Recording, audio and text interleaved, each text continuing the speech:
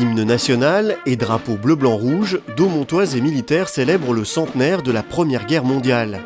Une cérémonie organisée dans le cadre de l'hommage national, sans ville, sans drapeau, sans héros, initié par l'armée.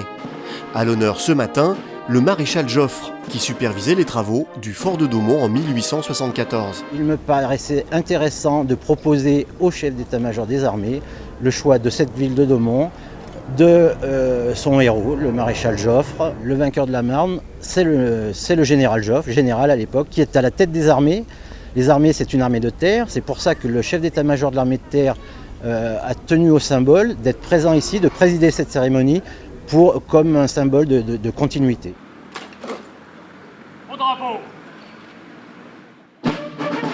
Le maréchal Joffre et Daumont, c'est avant tout une histoire commune et symbolique.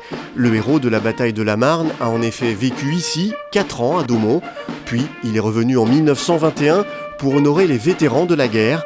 Un passé chargé d'histoire que devait célébrer Daumont. L'histoire est importante non seulement pour Daumont bien sûr, mais c'est important pour chacune d'entre nous, des Français, de se souvenir que des générations entières se sont battues pour préserver notre liberté.